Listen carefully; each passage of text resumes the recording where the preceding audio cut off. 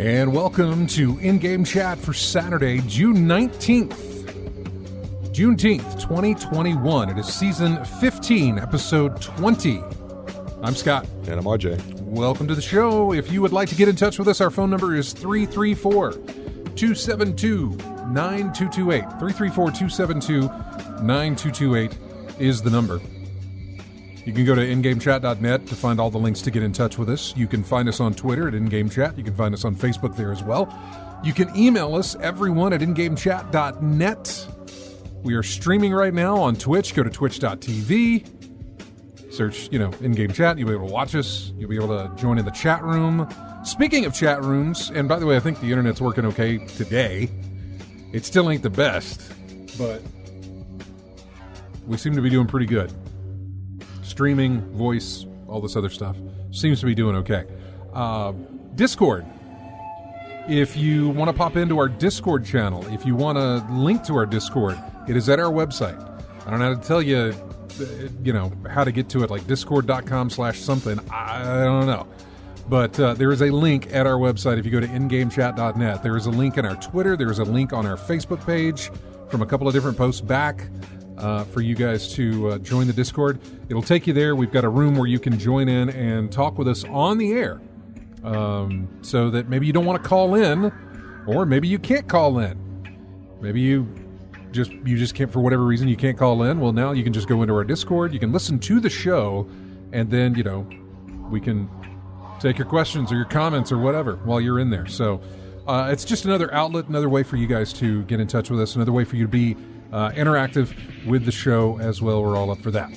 Like I said, we're streaming on Twitch. You can join the chat room live while we broadcast, and it is going to be a busy day of talking about what we saw at E3, the rest of E3 that remained. Now, we got a little bit of E3 last Saturday with Devolver Digital, Ubisoft as well. I think there was some other stuff, like Gearbox did something. I don't know. Basically, it was Ubisoft and Devolver, so we may touch on those a little bit later on. But really, we're going to go down all that stuff from Microsoft, from Square Enix, the little bit we can, all the stuff with PC gaming, Nintendo, and what they showed up. Then there's like a bunch of wrap-up articles about E3. Some of them saying, this was a horrible E3. Some of them saying, this was better than expected. Some of them saying, this is why we don't need E3. So, there's plenty of... It just runs the gamut of good, bad, needed, not needed. So it's the typical response, basically. Basically. I'm in the we don't need E3 as it is camp. Mm-hmm. Like, it needs to evolve, it needs to change, it needs to figure out a way to work, but at the same time, I'm also of the camp of, like, video game companies don't need it. In other words, they don't need E3. I don't know about us, but I don't think video game companies need E3. It's nice to be under that umbrella. It's kind of like, and this is the only way apparently that I can relate it to, is wrestling. Whenever WrestleMania weekend used to come around, now this was before the pandemic, back when WrestleMania just pulled in the crowds. But whenever WrestleMania weekend, and I'll pick Orlando. I think it was Orlando that they were at. I'll pick Orlando as the location of wherever one of their WrestleManias were, because I know they did this. And I think that they did it in Atlanta, too. A bunch of other wrestling companies would hold events around that area, around that time, because it was just more wrestling for people to go see, because they knew it was going to be influx with a lot of people. So they took advantage of it and said, well, it's WrestleMania weekend at this place. There's going to be a ton of wrestling fans, so let's put wrestling shows there, and we'll just kind of pull some of the money off of what they're going to be spending for WrestleMania and that sort of thing. Works the same way, I think, in gaming, is that if you can go Saturday, Sunday, Monday, Tuesday with press conferences and reveals and news and stuff like that and have it all kind of in a row, you're under that umbrella, you're probably getting more views. If you start throwing it like, well, we're not going to be a part of this week-long thing for E3, we're going to put ours 2 weeks later, and then we're going to, and that's only going to cover sports games, and then 3 weeks we're going to do our action games, or you know what I'm saying. They would kind of classify the ways they were going to do that sort of thing, or they were going to do all of it in one go, but it was going to be at some point later in the month or year. And the same way because last year it was all scattershot. And I'm not saying that didn't work for me because it wasn't all kind of condensed into one thing. But it may have worked for them. I have no idea. But they can do what they want to do. They don't need E3 to do it. Do they need the umbrella of E3? Kind of like those other smaller wrestling shows need the umbrella of WrestleMania to pull in the money, or to pull in the crowd, to pull in the views, to pull in the eyeballs. Possibly. I don't actually know. I know we had it last year, but last year was just an oddly different year. Like I said, I like it to be, back to back to back to back. It's kind of nice. I would say by Monday, I think I was like, okay, I'd really like to have a break here before we start jumping into Nintendo and what they've got going on tomorrow, the next day, that type of thing. Basically and I'll say that because basically Xbox Bethesda put on a really great show. And that's the one we're gonna jump into right at the beginning. But before we get into that, and before I tell you why they put on a good show, and you may agree with me as to that they put one on, but we may have different reasons as to why. Maybe not, actually. I don't know. And if you want to voice those or tell me your experiences with it, call us or head over to our Discord, and we'll pull you in. First off, we'll talk about what we played. For me, it's only been Destiny, of course. That's it. I played it, last Saturday after the show. I played it Sunday, and then I didn't touch it again until this morning. Played it some more. So basically 3 days of, well, not even 3 days. Basically Saturday and Sunday are both half, so a day and a half of some Destiny playing throughout the week. That's pretty much it. I think what I'll do, actually, you know what I think I'll do is, I don't know. We'll see. We'll touch on this. I don't know. I just thought about you're only playing Destiny, but you've got a bunch of other games to play. But if you're only playing Destiny on Saturday and Sunday, then why not spend like Monday and Tuesday and Wednesday and Thursday and Friday, give a little time to play something else? That way I can tell you more about it. I just thought about it. But you may run into the problem of having so many titles to pick from, you can't narrow it down to one or two. Maybe. Right now, and I really need to jump on this, but right now there are a massive amount of demos from E3 that are available on Xbox and on PC. I don't know about PlayStation. I don't know that they've got any there, but I know that Xbox has at least 40 different games that are available for only about a week. That's it. And you can download them and play them. I downloaded some, but I haven't played them yet. I don't know if you saw new games downloaded on the machine. I'm talking to Wendy over here. Because, we're going to ask her what she's played too. Yeah.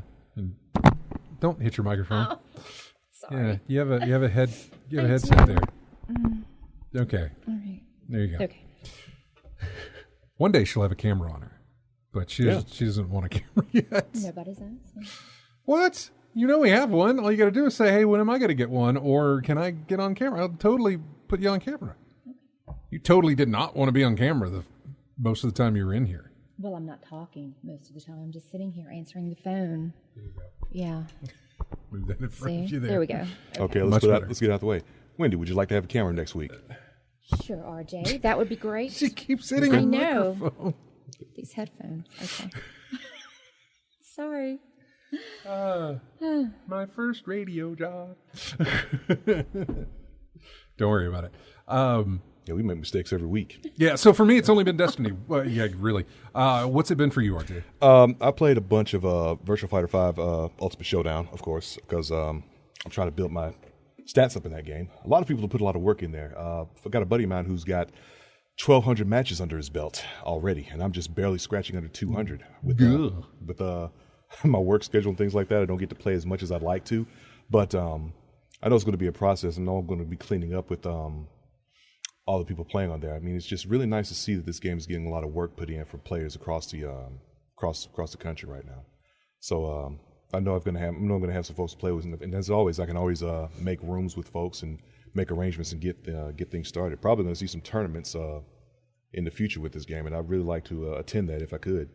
Let's see. Outside of that, more MLB The Show. Getting some reps in with my Diamond Dynasty team. I've also been playing. I saw that Cyberpunk got another update. Didn't get a chance to look into it. It did. I don't know what kind of an update it got. Was that? That wasn't the. I don't think that was the console update. No, whatever it was 30 gigs worth of stuff to put on the. Maybe it was. Yeah. You know, that's the thing. When you have a week like E3 week, some things tend to fall through the cracks or get buried under a number of other things going on. So that could have released. I know they were supposed to release, or at least we know it's coming. I don't know if it's arrived yet. Was the upgrade to the game so it'll run better on the Series X and the PlayStation 5, the next-gen consoles. They were supposed to get upgrades for that, and I don't know if that was it or not, from what you were saying. But no, but it was like 30-something gigs. Took a long time to download, and it was on there, but I never got a chance to look into it. There was also, like I was saying, a lot of downloading I had to go through because all the stuff that was going on. But outside of that, with the Cyberpunk thing, yeah. Cyberpunk, yeah. So I didn't get to play much because of the download. I couldn't play online. So outside of that, that's pretty much all I've got to play this week. Cyberpunk 2077 update. Yeah, 30-something gigs it was. 2 days ago. Yeah. What is this one? This is patch 123. They're fixing all these missions. This is in-game stuff. I don't care about this. Visual stability and performance. PC specific, Xbox specific. Nope. Good update, or a big update, I guess, but not. Not the one you were talking about? Not the one I was talking about, no. Nope. So, anything else? Just that? I dove into a little bit of Grand Theft Auto 5 as well. They got some events going on. Still going stronger all this time, go figure. But I was able to get some discounts on stuff, pick up some things, reintroduce myself to some missions and whatnot. You're playing that on the PS. You're playing that on the PS4. PS4. Okay. Yeah. Because we had in the miscellaneous section here. I went through the news because there was so much of it, and I sort of categorized everything as far as what it is. And GTA Online is going to be shutting down in December for users on PS3 and Xbox 360. They will keep the PS4 and the Xbox One, and then the new stuff. They'll keep all that going, but they're going to shut down the online component of GTA in December for the last gen consoles, PS3 and Xbox 360, or the last gen, since there is already I don't know. There's a next gen, current gen, last gen. So I guess we're still in older gen. I think we're still in the current gen, which is an interesting thing to be a few months away from a year on these console releases. I say a few months, it's a little bit more than that, but you know what I'm saying? Yeah. Normally at this time, we would already be counting that, this is you wouldn't say next gen consoles. You'd say current gen, PS5, Xbox, Series X. Because of, again, you look back at last year, because of the way last year was, because of the shortage of things, it still feels like next gen isn't in enough people's hands to categorize it as current gen. You know what I'm saying? Current generation. That's what it just feels that way. It's the newest system out right now. It is, but That's normally that shortage only happens between like the release and Christmas. Once that's all done, you're usually pretty good, especially into the summer of next year. Yeah. You should be pretty good at just walking into a store and getting your system if you want it. That's still not the case, and so it still feels weird to call it current gen or to call next gen current gen, because it seems like there's more people still playing the 4 and the 1 than are playing the 5 and the X. So I don't know, little stupid things like that run through my head. But also I was playing the newest Phantasy Star Online 2 New Genesis. I was playing a little bit of that as well. Yeah. Unfortunately, I had to go through the story mode of that new version again, and it was kind of a shock to me to have to go from level 140 something back to level 1 on this part. You have to go through the story mode first to get everything reacquainted, I guess. So I'm gonna have to slog through that for a little bit. So at least I'll get an entertaining story out of it throughout the whole process, and then we'll see what happens. See if I can splice what I've got in the original game as opposed to the new stuff, or is it going to have to be a whole new playthrough altogether? We'll see I'll find out when I get through it though. All right. Wendy, what have you played? I discovered Hellblade. Yeah, you played that, right? I've got it.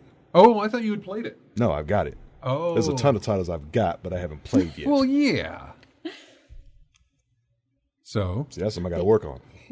But yeah, I discovered Hellblade, and I love it. And I finally found a game that speaks to me. I only laughed at the game because you played Animal Crossing for a very long time, at least pretty heavily dedicated to checking in every day and that sort of thing. Well, So that speaks to you, right? It's just simple, and it's pretty mindless. You know, Right, you don't Animal really Crossing, have to think yeah. about it. No, but Hellblade, the story, everything behind it, I really like it. So I think I'll stick with it, hopefully. Yeah, she's been watching videos on it as far as like, what to do and like here's some tips while you're playing type of walk through thing. and tips, things like that. I didn't know it had a permadeath until I was watching some of these things. In other words, okay. Yeah. No save spot? No, just I don't know. About to say. So every time you die, right. she gets some rot that grows on her. Okay. And eventually, and it stays there. Yeah. And eventually, if you die enough, that rot consumes her, and then she will die. Okay. And that is it. You will have to start from the beginning. Beginning of the last save point. I think the beginning of the game because yeah. because they call it a permadeath. So there probably are save points, but if you die enough, and I don't know how many times it is because you can change the difficulty, you will get like a permadeath. Now, I've not played it, so I don't know if there are ways that you can reduce the rot, that will, kind of like grant you an extra death or something. I'm not exactly, I don't know. Get an extension or whatever. Yeah, so we're talking about Hellblade. See, the only thing I heard about, the only thing that really stuck out about that game was the issues that the character was going through. That was what made it stand out above all the other titles of that genre. But I didn't know there was a permadeath thing in there. I haven't seen a permadeath in a game in a long time. Right? Yeah, I didn't think people could deal with it. That would be one of those rage-inducing. I can't stand this company for putting this in there. Which is like crack to you. Yeah. Kind of. Yeah, I said I get that with Dark Souls. I mean, you die enough times, you turn into a withered, rotten version of yourself, but you're going to keep coming back. That's the aspect of it, really. Yeah. Adds to the difficulty. Don't screw up, or if you screw up a lot, stop, because it's gonna cost you. I mean, I can't put it any other way. It's simple. Let's see. This comes from, I don't know what this is. PCGamesN.com. I don't know. In the opening of Hellblade, a message pops up. The dark rot will grow each time you fail. If the rot reaches her head, her quest is over and all progress will be lost. And then it says, it's easy to understand why so many players interpreted this to mean that dying too many times would cause permanently killed, all saves to be blah, blah, blah. The wording for the permadeath message was chosen quite carefully because we didn't want to lie to the player, says Ninja Theory. It's actually our interpretation of the message that is what threw people off. Hellblade doesn't, in fact, have a permadeath system. Yes, the dark rot will gradually creep up her arm, but it can never reach her head, no matter how often you fail in combat. So why did they include this message? A large part of the game is about fear, and a large part of mental illness, psychosis in particular, is about fear. I was speaking to one fellow who described it as a fear of death. This was one person. I don't want to generalize to everyone, but in this particular case, during psychosis episodes, there was a palpable fear that he was going to die. So that's what we wanted to try to find an analog for in the game. But how do you introduce such an intense personal fear in a video game without misrepresenting it? Obviously, you can't replicate those kinds of experiences, but you can suggest analogs that at least give you the conceit. We were looking for ideas of how to introduce fear, and one had those. So let's see. It generated a multitude of reactions, anger from those. Despite knowledge of the permadeath bluff being out there, he believes that the wording remains important. It's not as simple as people think. There's truth to the message, but it's your interpretation as a player that taints the meaning behind it. That's something we wanted to do on purpose, because with mental illness, it's your frame of mind that interprets the world, and that can cause you distress. I prefer permadeath. Keep it simple. Die too much, and you're just going to have to start over. Now, when was this published? Let me see when this was. Oh, good. There's no date on when this was published. That's nice. Oh, wait. No, I'm sorry. This was published May 17th of 2018. Mm-hmm. So I don't know if they patched it to put in permadeath, or if it's, if enough people complain and say, sure, okay, fine, we'll make it permadeath. But I don't think so. Just the thing that we watched said that stuff was like, if you die too many times, you'll die. And I don't know why they would put out a video that mentions that if it's already been debunked that you won't. But I don't know. Yeah. I mean, I've seen things in some games where it puts you in a situation where it's stressed to the point where you're gonna have to have a clutch performance in this one. Play at your best level because the consequences are dire if you don't. And I've seen things like that before, which was implemented more actually. But but permadeath sounds to me like that would be definitely something that would make you I don't know why they wouldn't. Yeah, I don't know why they wouldn't have the option. Maybe. I mean, Thor in the chat room said it doesn't happen on normal anyway. You get rot, but not perma on normal difficulty. So maybe it's a difficulty setting. Possibly. From what this says, it just means that they put that in there, but it's not something that you, I guess, would ever have to worry about. That's interesting, though. I was surprised at that. I'm okay with it. I'm of the case that more options, the better. Yeah. So if you want to turn that on, sure. If you want to keep it turned off, that's also fine. Yeah. Like to have that option in there. Yeah. So yeah, did you play anything else? No, that's it. Okay. But you're having a good time with it so far? Okay. I may need to take the cellophane off of that thing. She got to it before I did, man, and I got it through Game Pass on the system, and then I got it on a sale at some point on PC. Inadvertent double dip. And still have the thing on Xbox is because they bought Ninja Theory. Yeah. So it's part of Game Pass, which means I didn't double. Well, I had already bought it on PC before I had the Game Pass thing. But you got multiple incarnations of it, though, right? Yeah. I mean, it's I've got the PC thing that I paid for, and then the one on Xbox is just through the Game Pass thing, which I still pay for that, but understand that it wasn't a part of that at the time that I bought it on PC. Yeah. And I figured when I played that game, I would play it on PC. So, of course, with my graphic card catching on fire and then everything else that's happened, I look more towards. But right now, my Xbox, my Series X, and my PlayStation 5 look better than my PC for a lot of games. Not necessarily with Destiny, because Destiny can hold up with an outdated card because it's an old game. Yeah. But if I was going to play something like Cyberpunk or something like Hellblade, any kind of game that's been made in the past 2 years at least, maybe more than that, is going to look better on the Series X and the PS5, given that I'm on an older card because I can't get a card. They don't have any. 2017. Yeah, it was 2017 on Hellblade. August 2017 is when it was released. Yeah, and I know where the game is. I know exactly where it is on my shelf. I just haven't had an inclination to get it out of there until we talked about it. The permadeath things really interested me on that. So yeah, I'll get to it eventually. Which along with the other 100+ games sitting on the shelf right now. But still. Before we're going to go to a break here. Before we do that, and before we jump into our E3 talk, since we're talking about Hellblade, one of the things we did not see at E3 at all was more about the sequel to Hellblade. We saw nothing. I think they did release a video. They did release a video saying that we're still working on it. They had somebody talking. I think they may have shown a little bit of the game, maybe. But this was outside of the E3 umbrella.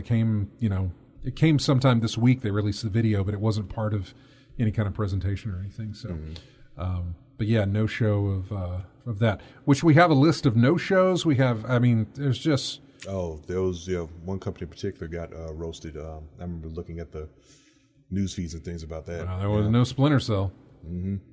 There's that. Anyway, we're going to take a break. When we come back, we will have more of In-Game Chat on the way. Don't forget to give us a call if you want to get your comments in or questions, 334-272-9228, or hit us up on our Discord as well. You can join us over there. We're going to go into a break here with a game called, I had to pull, basically, there was no game. Nobody releases games during E3.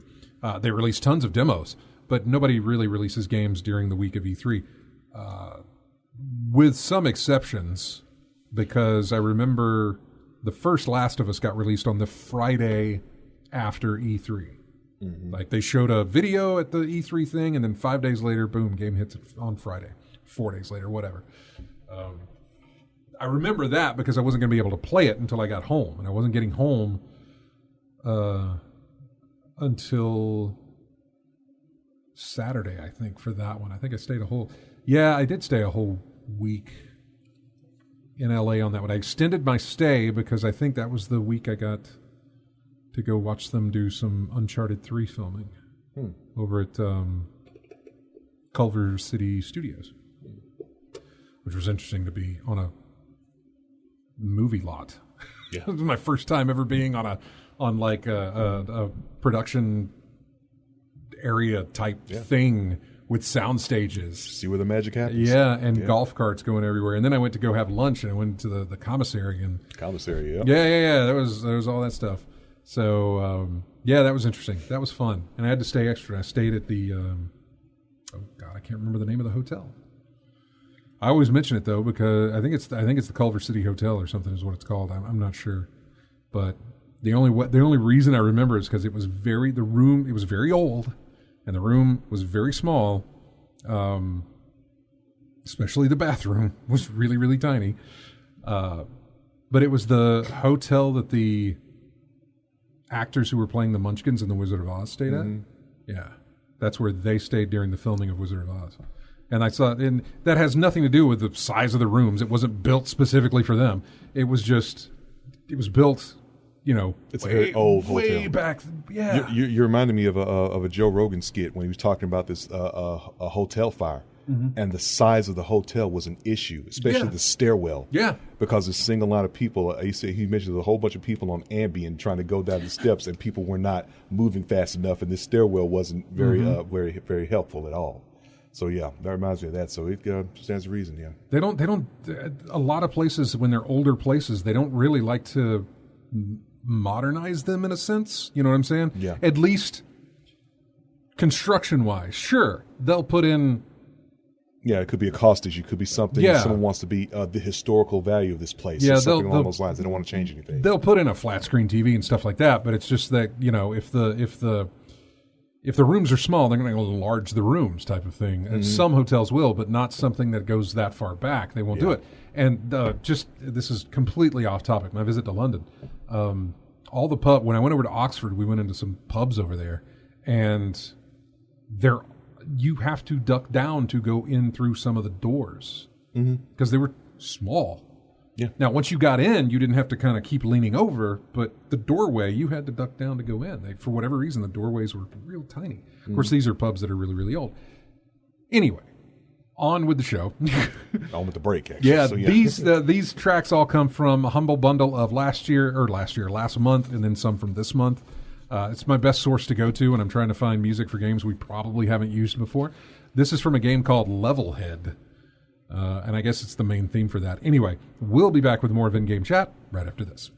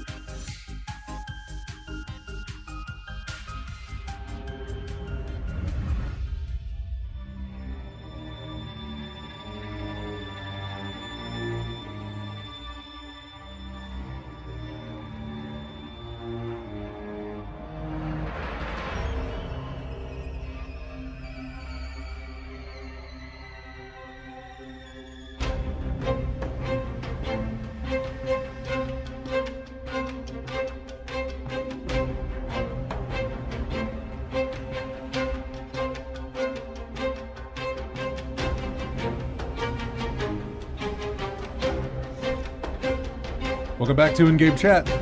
This is not bad. I only heard a little bit of the beginning of it. I didn't get into the mid part of it.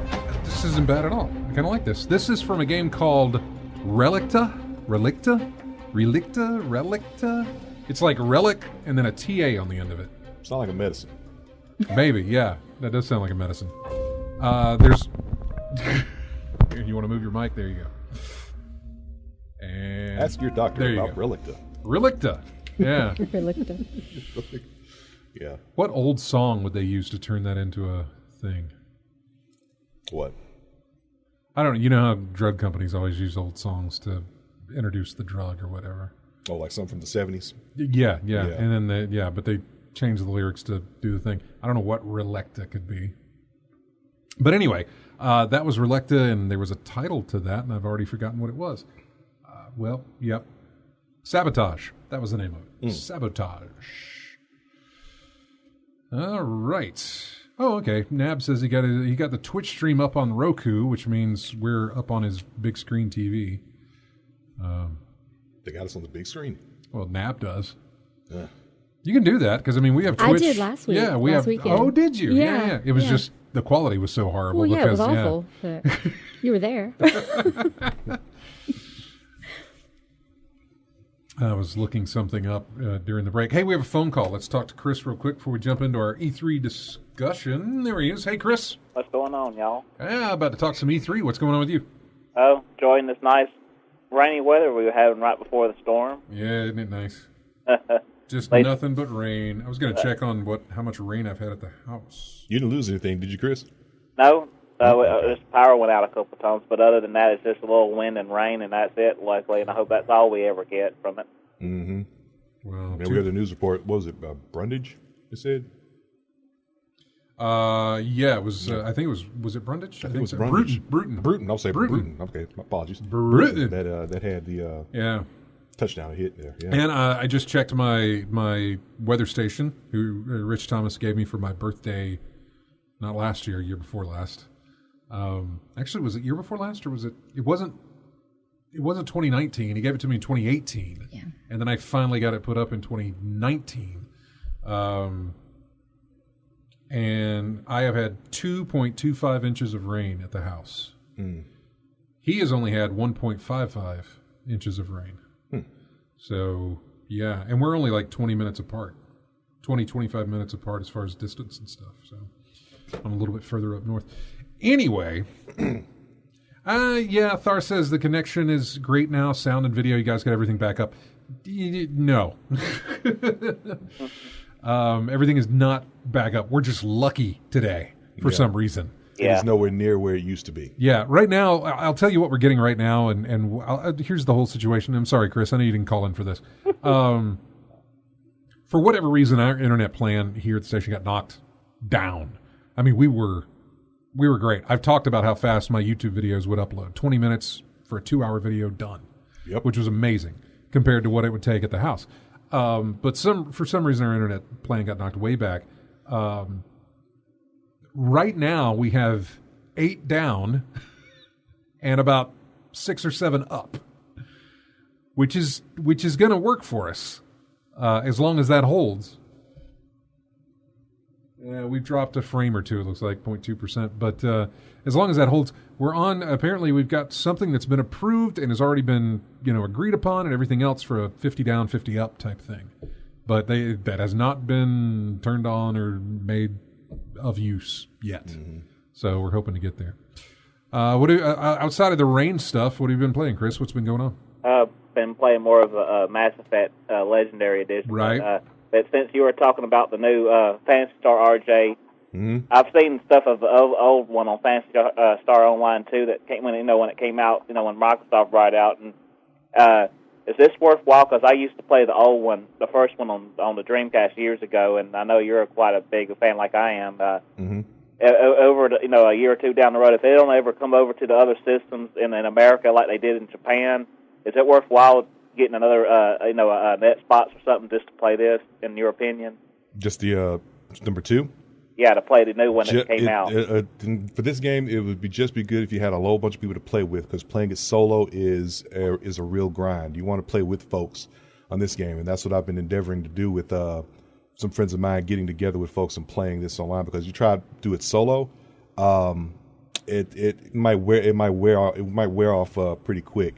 But if you can get a guaranteed group of folks to play with you on this game, yeah, you can have at it. It's a pretty good time if you do it that way. I mean, I did solo years ago by myself on the old one. Yeah. You know, I'm pretty patient as you would say, but overall the gameplay and everything, it is excellent and really fun, huh? Yeah, the gameplay is fine. The mechanics are fine. Some things you got to get used to with New Genesis. They put a lot of new moves in there that you have to get with, and then some things on specific bearing on which type of weapon you want to use.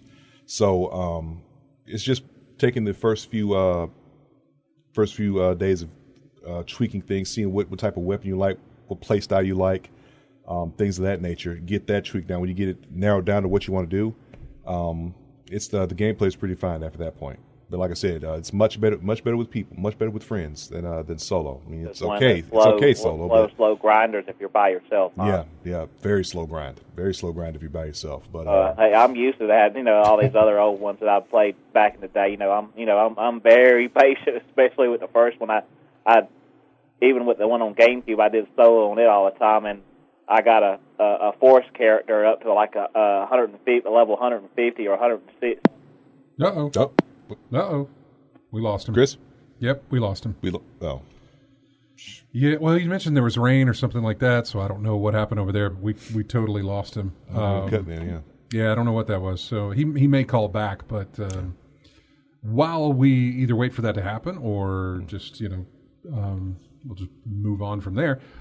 Let's talk about E3. Let's talk about I don't know, you want to go, let's go with, I don't know if you want to go with Microsoft first. We might as well. We'll go with Microsoft first. I wanted to talk about why. So last week on the show, we had only seen Ubisoft and we'd seen Devolver. Now Devolver is they kind of stand on their own, so let's just put them out to the side. They did fine. Everybody likes Devolver. Good. Yeah. Ubisoft, we already kind of gave our critiques, but one of the things that we talked about, both with Ubisoft, both with previous E3s and everything else, was that we got tired of just stop talking. Show more game, show less people. Yeah. Show more game, less talky. And especially when it's just a video of a person talking about the game. No, have them talk about the game, but show us the game while they're talking about it. Mm-hmm. If that's going to be the case, work with that. Do that. That makes it better. Microsoft, and I meant to tweet this while we were watching it, but after a good 30, 45 minutes of Microsoft, I realized the people coming out on stage is few and far between. And if they are, it's just there to introduce the next segment of long line of games we're going to be seeing. What they made their shift between this and that sort of thing, but the people were there to kind of make the transition into what they were going to go into next. Mm-hmm. And they didn't take long to do that.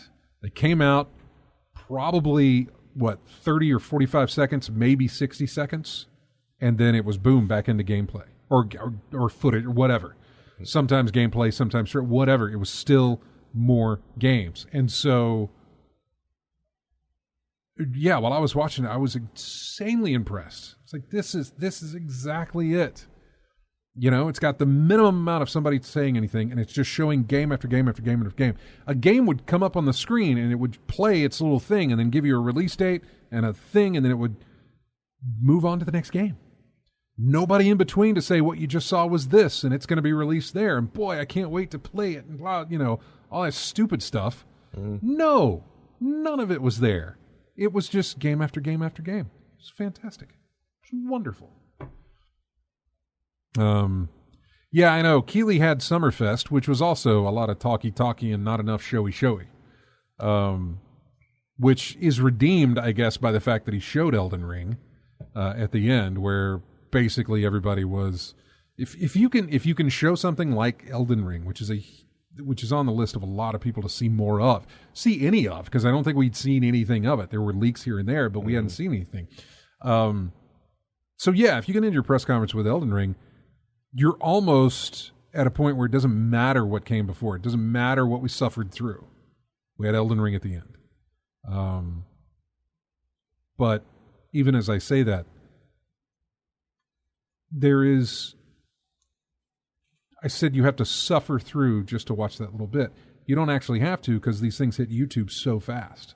After they're done, the PR is ready to go live with the video so that you can only watch what you want to watch. Mm-hmm.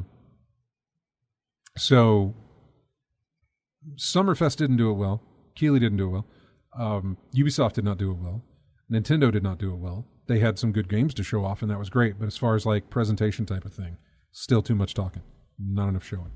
Although I don't want to necessarily give Nintendo any kind of a credit. It seems different with Nintendo. I don't know why.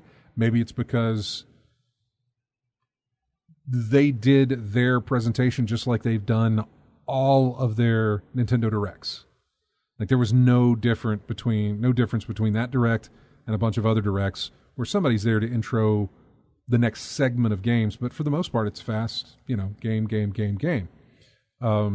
Every now and again, they would pull in a developer to talk about what they're working on. Like they talked about Zelda, or they talked about, what was the other one? There was another game. Was it Smash maybe?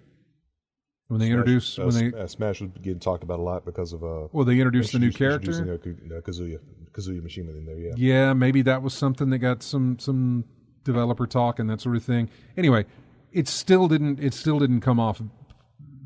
It didn't come off the way that other press conferences come off when they've got all the chitter chat and all that stuff going back and forth between whatever. Just show us the games. That's all we've talked about. And Xbox and Bethesda did exactly that. I was very impressed.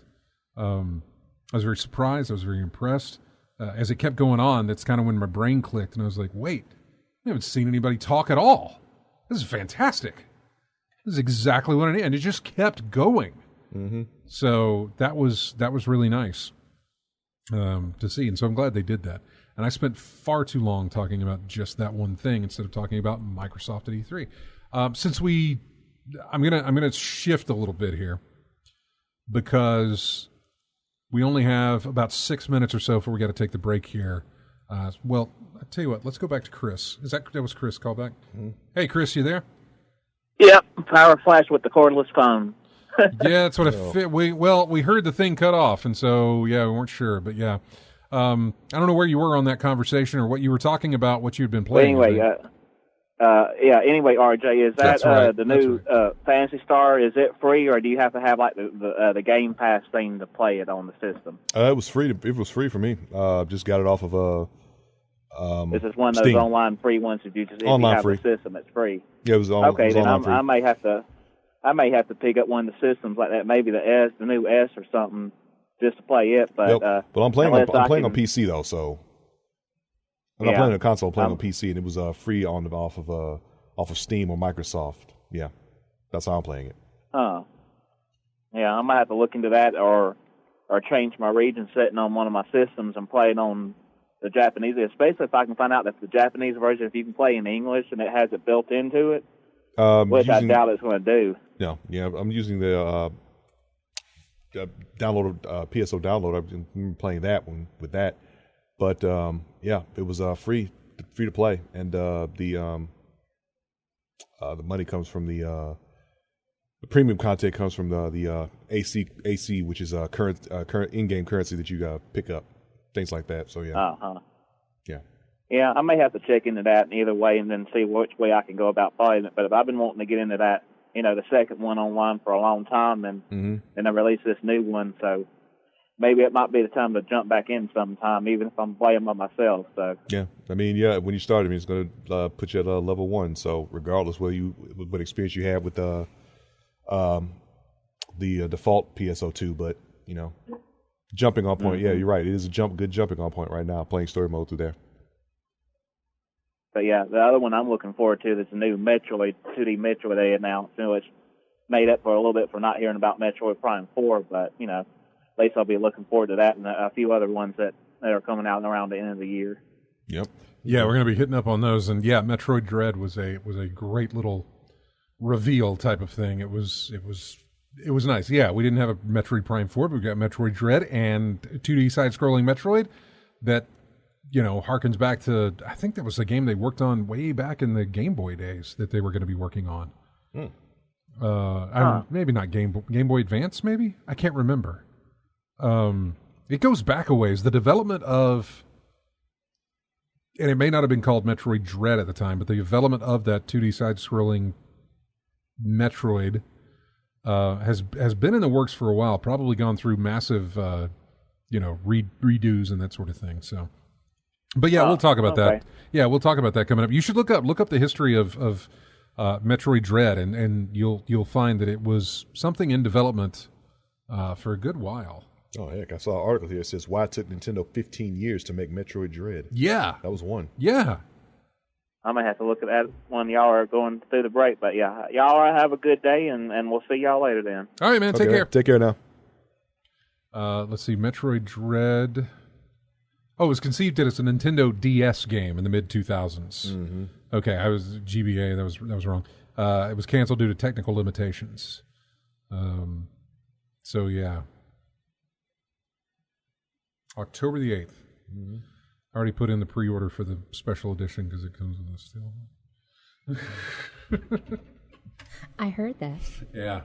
I'll put in a little. Well, it didn't come out till October, so I can cancel that if I need to, but it's right there. There's a little steel book. Yeah.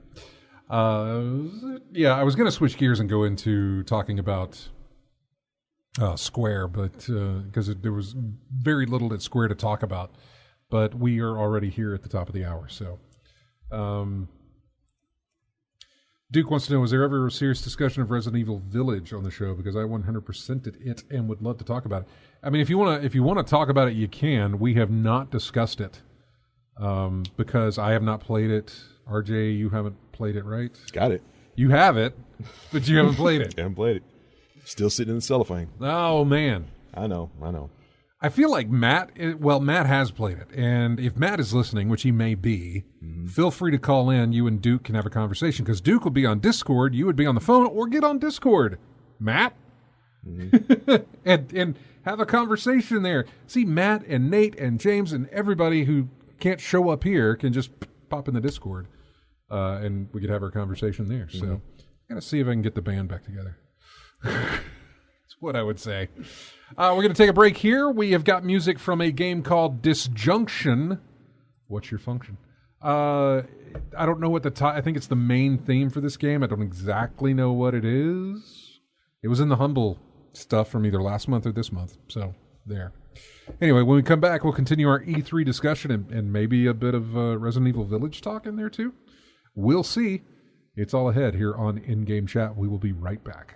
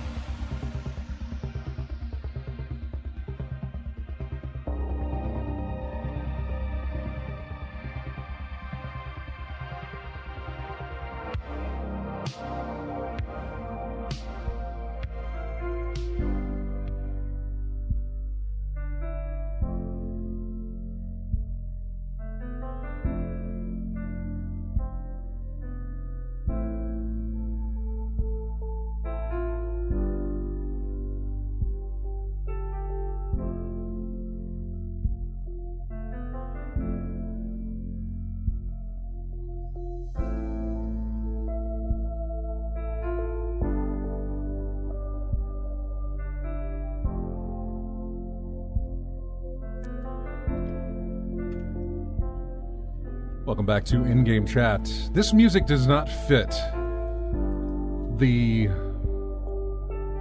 thumbnail image on Humble Bundle that showed it off. It looked like a bunch of Roblox characters. It's a game called Family Man, and it's the main menu music. But it's a strange, it just doesn't feel like it fits the play.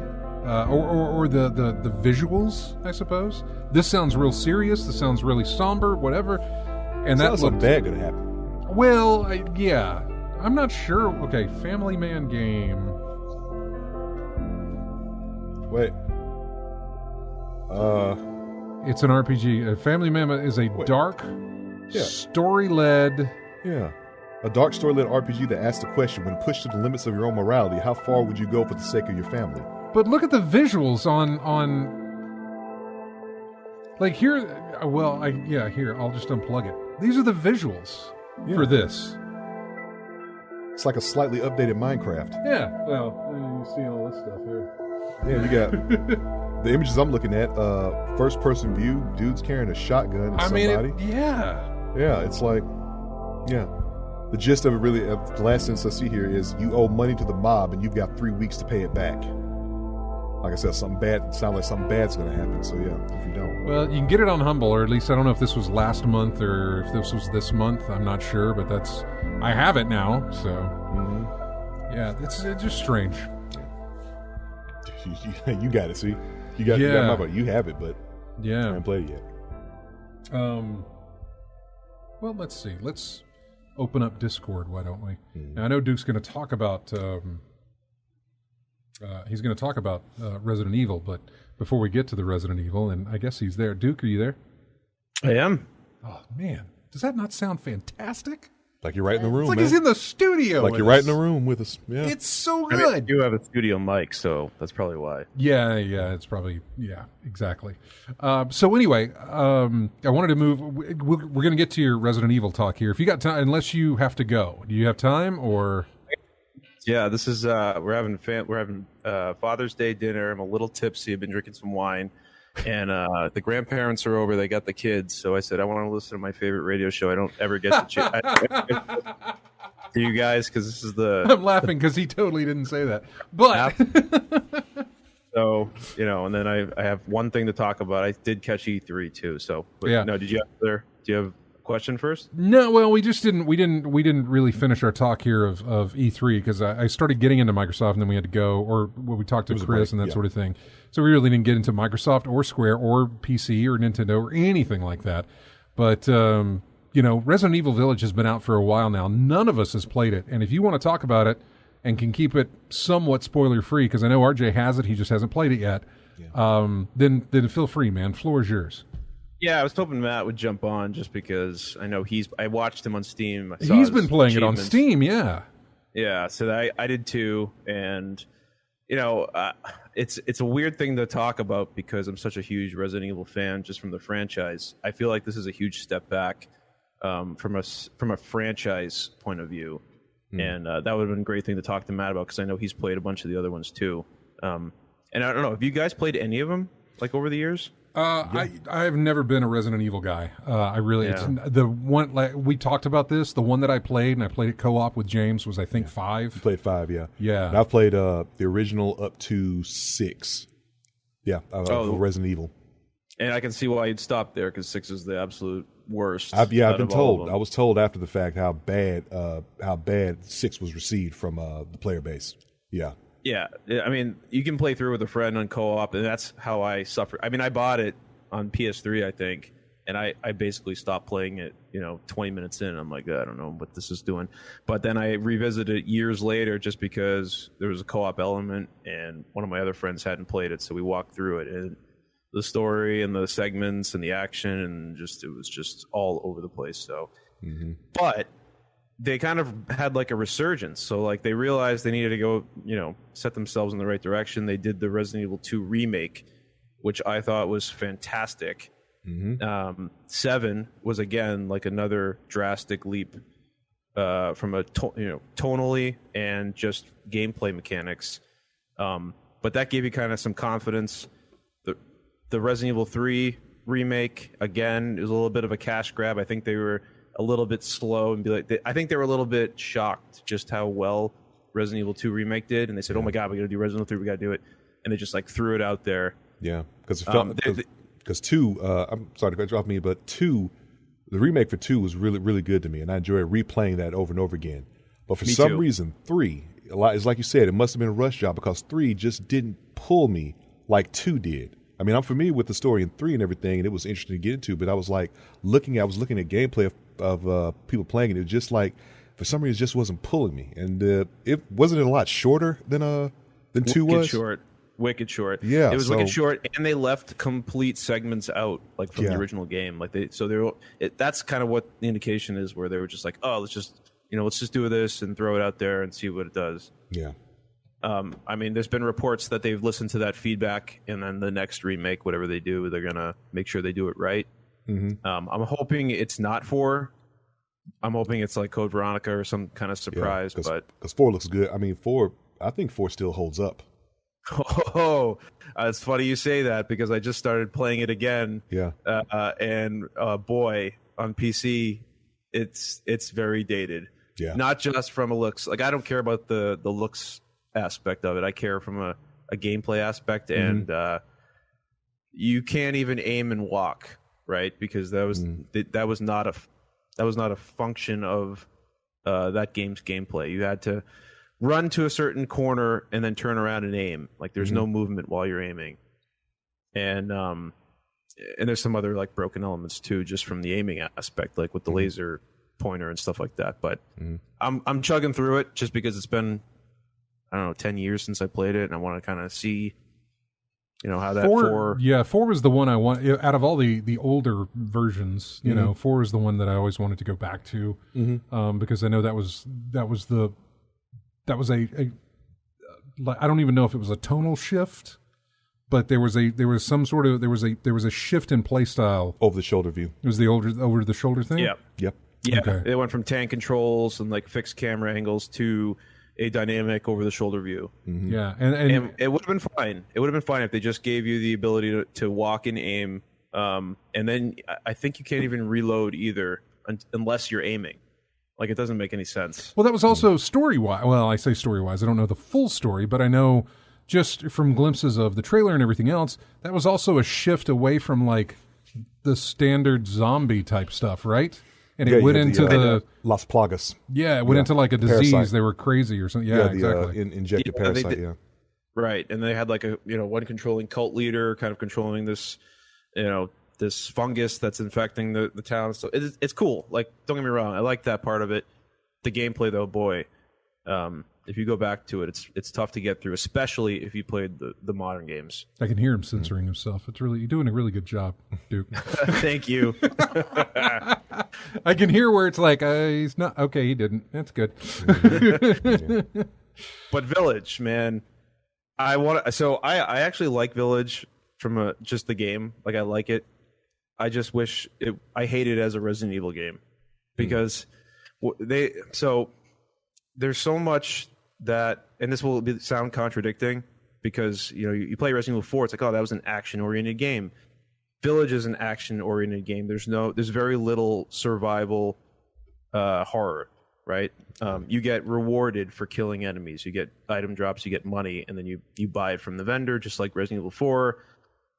And there's really like no decisions to be made about like what items to carry, because you have like infinite space. Like, you have your regular inventory, and then you have like your reward inventory, and then you have your special item inventory, which is like your keys and your medallions and all that stuff. So there's no like this, if you're at like a certain point in the game, there's no decision like, oh, do I pick this up now or do I come back to it later? And most places you can't even return to after you visit it. So it's not like you can just run back into the castle to get things. It's like, once you're done with the castle, you're done. And it's really the step back portion of it. It's like, okay, you want to make a game like Resident Evil 4, that's fine, but you left out like some of the key things that made Resident Evil 4 great. And I'm not talking about the quick time events.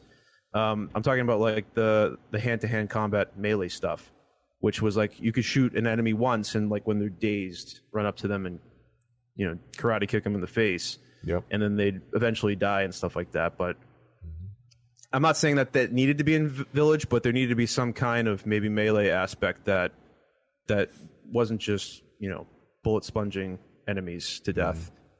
Because the higher difficulty is like it takes a lot of bullets to kill just the most generic enemies.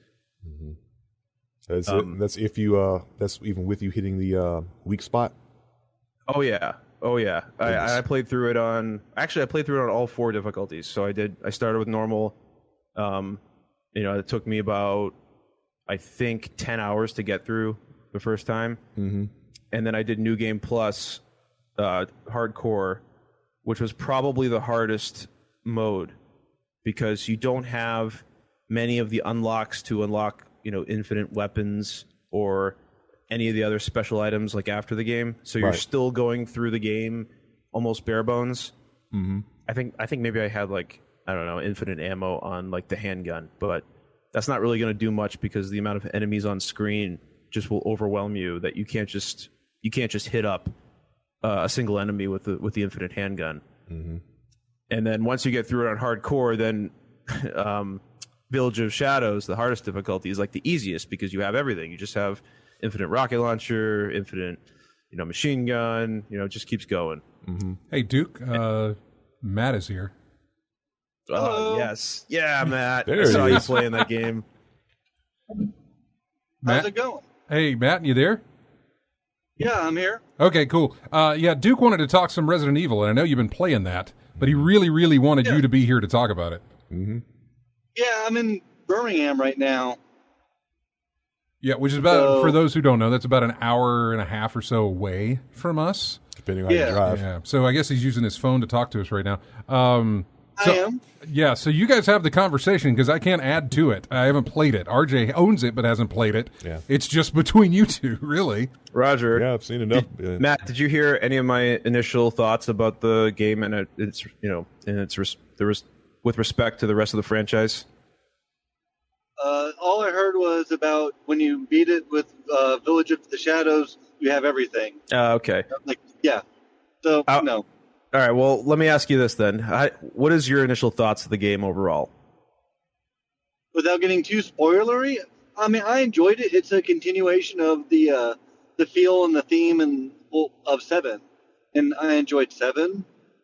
Parts of it, kind of, I guess, maybe retconned, maybe like some of the things in 7, like when you get your hand cut off from the beginning, and because, well, not spoiler 7, but it's how old. But yeah, I'm like, oh, that makes sense now why you were able to just use peroxide and put your hand back on, other than just magic liquid, so to speak. But yeah, the ending when it kind of explained all that, I'm like, oh, okay, interesting. There's I like hand how, carnage in the game. Yeah, I like how Umbrella sort of like got the corporation sort of got its theme and look from this old village in the middle of Romania. Oh, you know what? I'm really happy you said that because I took that a different way. I took that. Oh, really? Yeah, I took that as that makes complete sense now that you're saying it like that because the village in Resident Evil Village has been there for hundreds of years. And Spencer actually went there because, like, they mentioned Spencer in like one of the notes and everything. And this was actually the first Resident Evil game where I actually read all the notes, and I saw the achievement pop up. I'm like, oh wow, I actually read everything. Huh. Yeah, same here. That village has been there longer than the progenitor virus that they found in Africa, and where Umbrella,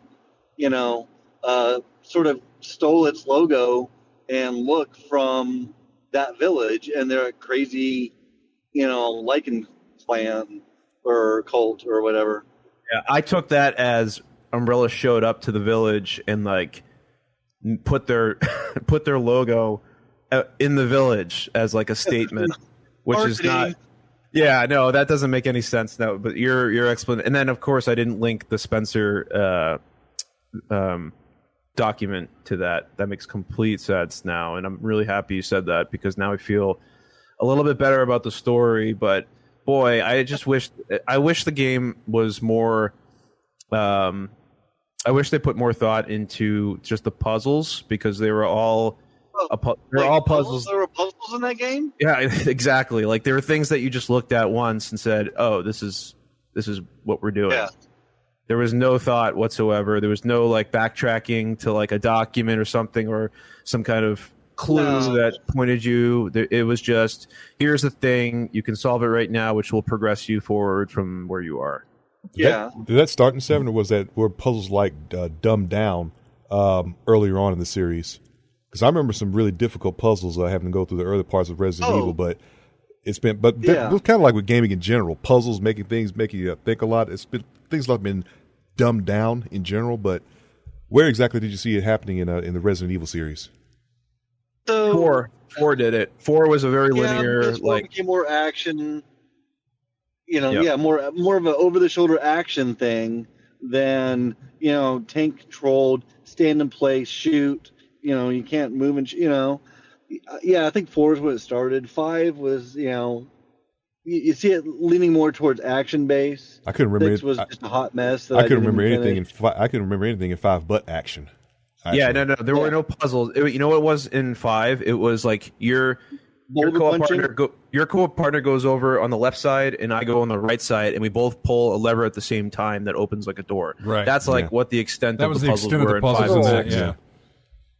So early on in Village, in the first sort of like castle area, because it's literally a castle, there's a piano puzzle that is not a puzzle at all. I'm used to like piano puzzles being like Silent Hill, where I'm like, I don't know how to play the piano. I am never going to get past this. This was just, you hit random buttons until you get the right one, and it progresses to the next note, and there's no way to fail unless you like back out, and hit the cancel button. I'm like, there weren't puzzles in this game. It's a perfect example of like the thoughtless, what Capcom did there with the progression. Yeah. I mean, it was just straightforward the entire way. And I think that, and 7 was not like that. Like 7, there was a lot of searching in different areas, and that's why I was surprised that it was a step backwards, especially since the Resident Evil 2 remake, again, it wasn't it was a take on a previous game, but the puzzles were modified so that they actually kind of made sense, and they were different from like the original game. So in Resident Evil 2, you went all over the police station. There was no first one way to go, ever. And that's why when I played Village, I was like, and then there were like periods of the game in Village where you think it's opening up. You're like, oh my God, this is it. Finally. Like maybe the first hour, it was just like getting me into the story and like getting me familiar with my environment. Like once you're in the castle, but literally there's only one path through the entire castle, that will unlock the next door. Right, and then there's same deal when you go back out to the main village. You're like, okay, now it's finally opening up again. It's like, nope, it's one way. The castle, there's like a slight sort of backtrack when you finally get one of the keys and have to go back down into the dungeon level if you just want to clear everything and get the last bit of treasure. But that's totally optional. You don't have to at all. And even that, like the quote unquote puzzle in that is like throw us some explosive at a wall and shoot a lamp until it catches fire, kind of a thing. All right, well, I'm glad we're on the same page there, because the game's getting like rave reviews from players, and I'm just like, I hope they don't take this and Resident Evil 8 becomes like or Resident Evil 9 becomes the same thing. It did say this is kind of like the end of Ethan's story. So, well, I thought there was a trilogy planned in this whole, like 7, 8, and 9 were going to be. Really? I don't necessarily know it was going to involve him, but 7, 8, and 9 would be very similar as far as gameplay style, that sort of thing. First person kind of a thing. I think I don't know. It seems to obviously this second one, 8 and 7 are very similar in that regard. And I'm thinking 9 is going to be the same way if that's what they're doing with these 3. Of course, if these are successful and everything points to that they are, they'll probably keep this formula going, I would imagine. Yeah. Did you guys see like all the speculation about that? Because no, I think you're right, Scott. I think they are planning a trilogy. There's going to be a 9 that's going to follow. I don't know if I should say spoilers or not, but maybe I shouldn't. It might follow on with maybe how it ended. Right. That's a good way to say it, Matt. Because, and I'll say this Okay, I could get that. With the post credit and everything, there is a post credit scene. All right, Did you see RJ still has the game, but he has not played it. So just keep that in mind. Right. Yeah, there is a post credit scene, and with any like sort of scene that is rendered in a game engine, people find a way to like sort of, I don't want to say break it, but look past the walls and the barriers. So if there is something off in the distance, they will find a way to get the camera over there. That's exactly where I was going, Matt. I'm so happy. What is over there.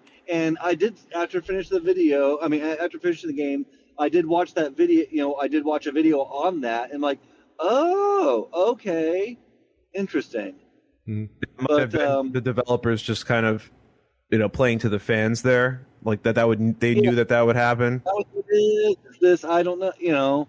I could see it going one of, I guess, a couple of ways, but I mean, all in all, I enjoyed it. As with 7, for me, the very first run through, and really, I guess any Resident Evil game, the first run through is the most terrifying. It is the scariest. You don't know what's coming around the corner. You're always kind of like on edge. But once you played a horror game, it loses the horror because I know, okay, around this corner, this is going to happen. I know this, beat over here. I know this attack over there. And now it's more about like, I'm not scared. I'm just going to like, how do I overpower myself so I could just be, a walking death machine and, collect money and guns. Yep. And you're talking... Yeah, I was entertained throughout the whole playthrough. It did feel a little short, I think, to me. Very linear, even though like you keep on going back to that central hub of the village. But I enjoyed it. I mean, maybe I'm just easily entertained. I got my money's worth. I replayed it again. I'll probably, once I unlock a few more unlimited ammo weapons, I'll try it on the Village of the Shadows difficulty and see if I can't get like the rocket pistol and But yeah, did you get the lightsaber yet? No, I tried the mercenaries and I could never get like the good rating. That's something I've never been good at. Disappointing. I'll say that the lightsaber you expect, it doesn't matter what difficulty you play on, you expect it just to chop through limbs regardless. And it's just a glowing knife. Yeah, pretty much. Yeah. Well, guys, thanks so much for. We got to. We're here at the bottom of the hour here. We got to take our break. But I mean, we're gonna continue. We're gonna take a break, and when we come back, we're gonna continue our E3 talk. So, Matt, I don't know what you're doing, but if you got time, you want to hang around and talk more E3 stuff. If you saw any of the Easter up, you're more than welcome to. Same with Duke there too. I know he's got you got to go back and celebrate Father. By the way, you're a dad now. Happy Father's Day, Duke. Thank you, Scott. Appreciate it. You're welcome. All right, we're going to take a break, and when we come back, we'll have more E3 discussion with probably Matt and Duke here. And we've got music here from a game called Vane, V-A-N-E. It's kind of like Weather Vane. It looks... I don't exactly know what it's about, but that's what it is. This is called Metamorphosis on this track. We'll be back with more of In-Game Chat right after this.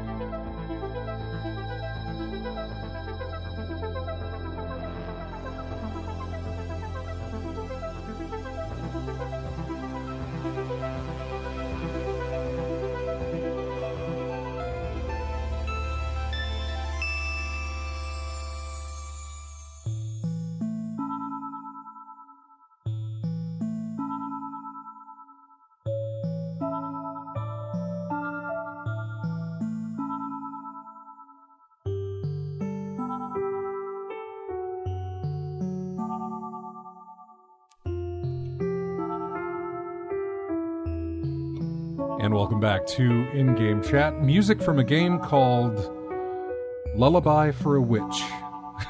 This has end credits written all over it. A title screen. It's the actual title screen. It still has You got end the credits. complete opposite. No, it sounds like end credits.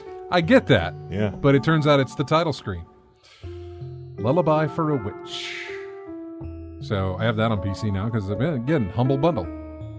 Humble choice. $12, 12 games every month. This month you get Civilization 6 Platinum Premium whatever edition, along with 11 other games for $12. All PC or if it's PC or sometimes Epic or sometimes GOG or something like that. Matt, hey, you're back on, by the way, Matt. Just to let you know, you're live on the air now. Oh, the audio is not too great coming from your phone. Yeah, let's try this. Is it better? That's much better. Okay. Okay. Hello. There you are. That sounds great, actually. I don't know what you did, but it sounds good. I took it off the car audio. Oh, yeah, that would work. Are you driving? Not anymore. Okay, cool. Well, if you need to do it I again. pulled over. You need to do it again, just let me know. Did you catch all the E3 stuff, or as much as you could, I suppose? I saw a little bit of the Metroid Dread and Breath of the Wild, but really that was about it. Ah, okay. And so you caught the Nintendo thing. You didn't catch Microsoft or Ubisoft, which didn't matter. Did you catch Devolver? No. Oh, you should catch Devolver. Yeah, I'll definitely watch that later because I love their exactly their shows. Yeah, exactly. No, Microsoft will go through some of these as quick as we can because we only have about 20 more minutes left of the show and we really haven't touched on much of E3. Microsoft we loved just for the fact that it was games, and very, very, very, very little chat. It was all back-to-back games. And we got, what did we get out of that? And I have a whole thing of all the announcements. Starfield comes out November of next year. That's from Bethesda. And and it's an Xbox exclusive with the exception of PC. And PC. Yeah, it's an Xbox and PC exclusive, and it's coming to Game Pass. Yeah, people were wondering if it was going to be like a timed exclusive, but it sounds like it's total exclusive. I think it's totally exclusive. I mean, they own it. Bethesda or Microsoft owns it. So yeah, I would see that if there was any deals made, Microsoft paid a lot of money to get out of those deals. What else do we get? Stalker 2 finally got a release date. It comes out April 28th of next year. What is Contraband? A teaser for Contraband, a co-op smuggler's paradise set in the fictional world of 1970s Bayern or something. Sea of Thieves, getting the Captain Jack thing. Yakuza Like a Dragon was on Xbox Game Pass. Then they showed off Battlefield 2042, which showing off Battlefield 2042 apparently increased the amount of players of Battlefield 4, I think. So much so they had to add servers. To deal with that. 12 Minutes comes out August 19th. That's a game I was looking forward to and glad to see that it is. And it's going to be a Game Pass game, so I'll get it day one. Psychonauts 2. Finally. Yeah, August 25th on that one. Also that day, there were 10 new Bethesda games that they added to Game Pass. New expansion for Fallout 76. Hades is coming to Xbox August 13th, and I think it'll be part of Game Pass as well. Halo Infinite, they showed off some of Infinite and the multiplayer. In fact, the multiplayer got a complete hour of multiplayer stuff. I didn't know. Oh, that's sad. I'm sorry. Apparently his dog passed away. Joe Biden. Champ? Yeah. I didn't know. Yeah. I didn't know that. When did that happen? Yesterday? I think today. Was it today? I did not know that. Man. Anyway, that just showed up in the news. Plague's Tale Requiem. Is that a sequel or a standalone? Yes. Which one is it, Matt? It's it's not the first one, so it's I would guess it's a sequel. But is it an expand-alone type thing? Is it kind of like Uncharted Lost Legends? That I'm not sure. Or whatever that was, Lost Legacy or something like that. The Lost Legacy. Yeah, because that was kind of an expand-alone, not really a sequel, but apparently Thar says this is a sequel. Okay. But yeah, it comes out in 2022. Slime Rancher is getting a sequel as well. I never played the first one. When they were showing off shredders, I was getting a very serious SSX vibe, and I don't mean serious as in like that's really the vibe I was getting. I mean like it was SSX but taking itself seriously, so more like Steep, or like an actual snowboarding game. But it looked kind of nice. Diablo 2 Resurrected comes out in September. That is the remaster. Remastered, yeah. Atomic Heart. We just got a trailer for that. I don't think we got anything more about that. Replaced. That looked great. It's a game coming out in 2022. It is pixel art, and it looks fantastic, but you don't know much more than that. Grounded's getting an update. Among Us getting 15-player lobbies. The Ascent will be day one on Game Pass. Age of Empires 4 comes out October 28th. Game Pass as well. They showed a trailer for Outer Worlds 2, but only with a title. They didn't actually have anything to show you, just Outer Worlds 2. The title card. Yeah, that was it. It's a really, if you go back and look at that trailer, by the way, find the Outer Worlds 2 trailer. It was well done. They poked fun at the way trailers are made. And yeah, they had nothing to say, just that we're making this game, and it was really nice. Very sarcastic, extremely. Flight Simulator coming out, what is that, July 27th on the consoles, even though it's already out on PC. God, it looks amazing. Good. Mm-hmm. I mean, that was probably my highlight of that show specifically, only for the fact that it just looked gorgeous. Forza Horizon 5 comes out in November. Of course, they couldn't make a year can't go by without either Forza Motorsport or Forza Horizon. Redfall comes out as well, and Somerville as well. Somerville comes out 2022. What I found out about Somerville was, while I was watching the trailer, I was like, this looks like it's from those guys who did Inside and Limbo, which is Playdead Studios. So it turns out, after Inside released, which was the second of the Playdead Studio games, sometime in between that and now, there were only two people at Playdead, and they either had a disagreement or they split. Something happened where they fractured off. I don't know if one person kept Playdead Studios, but the other guy went off to make his own game, and Somerville is that game. So you're right to have those Playdead vibes with Limbo and Inside. Those vibes are legitimate there, but it's missing the other half of that, and so we'll see. We'll see how that goes. The other guy from Playdead went off to make his own game too. We just don't know anything yet about it. Mm-hmm. But Somerville was our first look, and yeah, it's nothing but vibes of Inside and Limbo.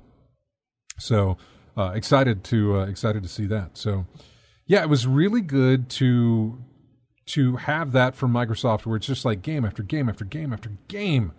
Regardless of whether I was interested in the game or not, it was just, here's more games. Out of all of these games, you're going to find one or two that are going to, at least one or two that are going to be like, I'm going to keep that mental note in my head and remember that when it comes down the line. So, and it was also, I remember E3 in the past, there was more TV. Well, that's the thing. And we also had that this year with Ubisoft and a couple of others. Again, Devolver sits in its own room. I don't lump them in with all of this stuff, because it was nothing but talk, and, less talky, more showy is exactly what I say. Just show me the games. You don't have to talk about them. If you want to talk about them, show me the game while you talk about them. It's one of those situations. But yeah, that's, you got that from Microsoft. You didn't much get it from anybody else. Nintendo, kind of an outlier as well. I don't know why. I think because they stick to formula, which is what they always do with their Nintendo Directs. Like you couldn't, outside of the title that it was E3 and maybe some of the games they showed, you really couldn't tell the difference between one Nintendo Direct and the other, because they're just doing it in the same format that they always do it in. So that's why it didn't feel different, I guess. I don't mean just in the presentation aspect of it, which is an odd thing for me to focus on, but sometimes I just want them to shut up and show me games. And they don't do it. What else do we have? Halo Infinite's battle passes will never expire, although they only offer cosmetic items. Rare is working on a game called Everwild. They showed that, I don't know if it was last year or at the Game Awards maybe, but it's pushed now to 2024. So we won't hear about that again for a while. There are now 40 free indie game demos from Summer Game Fest that are on both Xbox and whatever, games with Windows or whatever that is. You can play them on PC or Xbox. The ones that are PC that have that option, you can play them there as well. There's like 40 of them. And it's only there for like a week. So, and that time is already like halfway over. So if you want to play some of the demos from E3, then check that out on your Xbox system, by the way. Starfield is Xbox exclusive. Pete Hines says he's sorry about it, but Todd Howard seems to think that it'll be better because they're only focusing on the one system to develop for. I say one system. Basically, they're developing it for PC and Xbox, and so since they don't have to work for it, which I don't know, does having another console Sony slow? Yeah, maybe it does. I don't know, but he seems to think that it'll be better because they only have to focus on the one thing and not other systems. But I don't know. We'll see how that goes. So that was Microsoft. Squeenix showed off some Final Fantasy stuff and Guardians of the Galaxy, which was a very, very long presentation of Guardians of the Galaxy. I mean, it was 30 minutes plus of Guardians of the Galaxy, which is great that you can show gameplay. But 30 minutes of gameplay is a little much. Yeah. By 10 minutes, I understand how the game plays. I have a good idea of how the game plays. You can move on. On those first videos of actual gameplay, it's usually like hey, watch our first 15 minutes of gameplay on this title. You know, something like that. Some of it did repeat, but honestly, especially when they were talking about the development and that sort of thing, and they wanted to show stuff off. But man, I was tired of seeing it. And then the more I saw of it, the more I thought this doesn't look fun to play. So they overdid it. Maybe. Yeah. It's early yet, but given their history with Avengers, I'm not real hyped on any more Marvel stuff from Square Enix. Yeah. Avengers didn't do too well. No. Yeah. What else did we get? That was Squeenix, and so then the PC gaming show. I don't know if you watched that, but there was a ton of stuff out of the PC gaming show as well, which this page is now loading so I can get to it. Oh, gosh. What were some of the big ones that I could say? I don't know. There's a lot. Dying Light 2. There was a developer interview for that. Orcs Must Die 3. Vampire the Masquerade Swan Song. I think that's the multiplayer thing. What else do we have? I'm scrolling through this stuff real quick and to see if anything shows up that you know. Silt looks kind of cool. What else do we have? It's Tinykin. All right, guys. Well, I got to head on out. You got to leave? All right, man. Yeah. Take care. Thanks for joining us. We do this rest of the show. We do it every Saturday, man. You can, if you can't make it to the show, you can make it on Discord. So. Yeah, definitely. All right, dude. We'll talk to you later. Take care now. Bye. Bye. Let's see what else from the PC gaming show. I'm looking through this stuff real quick. Okay, obviously nothing there. There's a lot of cool stuff to see, but I just don't know what would hit. Nintendo. A lot of stuff that we got from Nintendo was WarioWare, Metroid Dread, of course, Advance Wars 1 and 2 remastered. That was unexpected. Mario Party Superstars, Shin Megami Tensei 5? Persona 5. Is that what that is? No. That's Persona 5? I've always heard of it associated with it. I Shin don't know. Megami Tensei. I don't play. I don't know. So you could be right. I could be wrong. I don't know. We might both be wrong. Let's see. Life is Strange coming to the Nintendo Switch. Danganronpa? Danganronpa? Yeah. Decadence coming to the Switch as well. What else did we get here? Oh, yeah, Mario and Rabbids. Of course, we talked about that because that was Ubisoft. Super Monkey Ball, Banana Mania. Hyrule Warriors was the big thing at the end when they showed off some of Breath of the Wild 2. And there was the addition of that dude from Tekken in Smash. Kazuya Mishima. Yeah. So he's in there as well. No announcement of a new Nintendo Switch model, though. Although they kind of gave us a heads up ahead of time saying, look, here's the Nintendo Switch. We're specifically going to talk about games releasing this year and early next year or something like that. They were very, very specific about software, not hardware, of what they were going to talk about. Yeah. Oh, by the way, Persona's a spin-off of Shin Megami Tensei. Yeah. Okay. That's a spin-off. That's why I was associating it with that. Yeah. Yeah, that's what that was gonna be with that. So I don't know. Are we getting a new Switch? We'll probably find out. I think maybe this summer, or they could do like they did with the Switch itself. Was it the Switch? Yeah. Yeah, it was the Switch. They announced it in September, but they still didn't give us a date or anything. So we thought, man, this is because it's getting close to the holiday season. Of course, they released it in March. They didn't release it in the holiday season. Mm-hmm. But I do remember I think they announced in September on that. But they didn't give us a date or a price. They just like, here's what we're working on. Mm-hmm. And so it was one of those things. Yeah, so I don't know when we'll see an upgrade to a new Switch. Maybe this year. Maybe they do a March release. Maybe they don't want to be involved. Maybe given, we talked about this with PS5 and Xbox still hard to get. Yeah. That it's likely going to be another really tough Christmas to get a hold of these consoles again. Mm-hmm. We'll see. I don't know.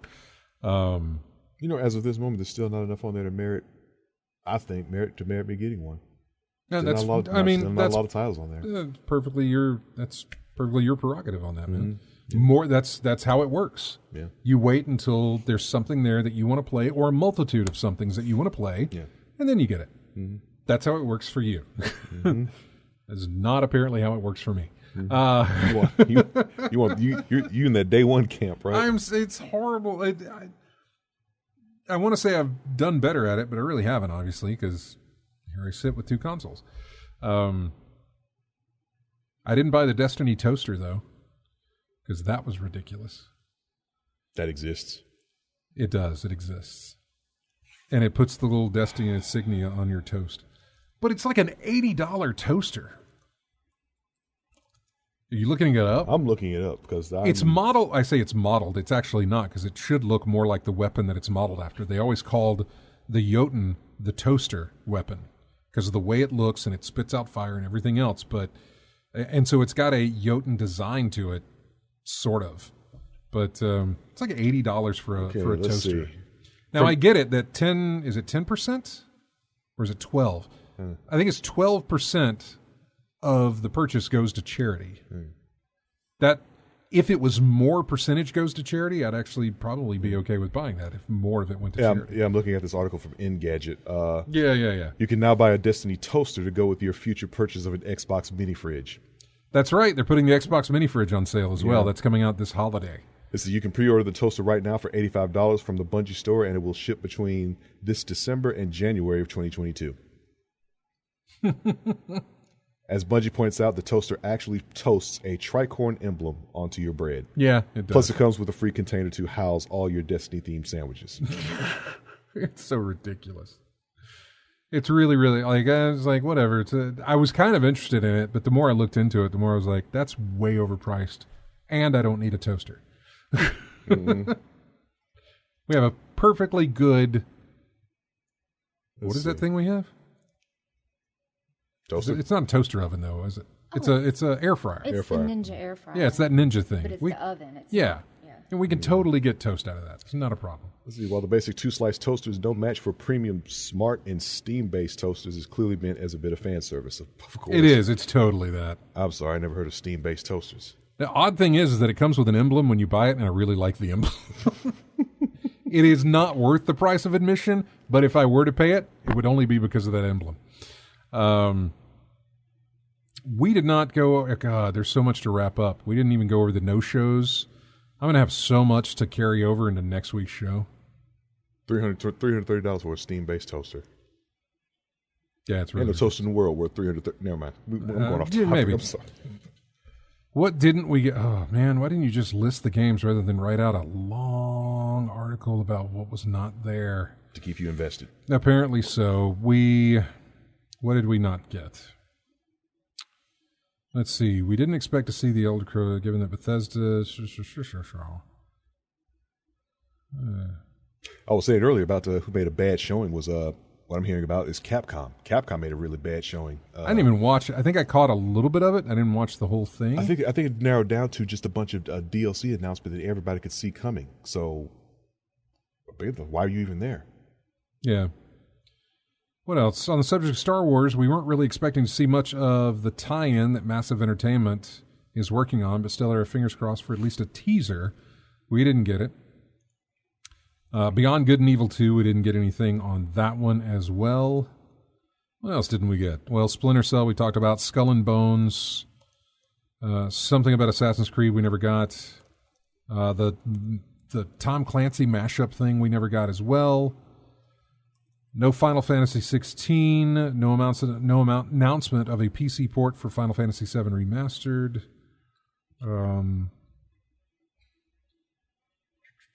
No, nothing from Tomb Raider. Nothing on Deus Ex. What else did we not get? Stranger of Paradise was announced, and then it broke a lot of people's PlayStations until they patched the thing. What else did we not have? Well, that's all you listed? I thought we got a lot less. Oh, yeah, there was a rumored Marvel game from Firaxis that was apparently being published by 2K was a no-show, even though it seemed like we were going to get that. A nice little top-down type, I don't know what it would be, but yeah, I was interested in that. Very, what's that Marvel game from a long time ago? Side-scroller? Marvel Ultimate Alliance, I think is what it was, yeah. Anyway, I'm way behind here. We got to go. I appreciate everybody listening. Thanks for joining us in the Discord. That's all. We just got to go. Hope you guys have a great week. Here's music from Fury Unleashed, the main theme. We'll see you next Saturday, folks. Sorry, time got away from me.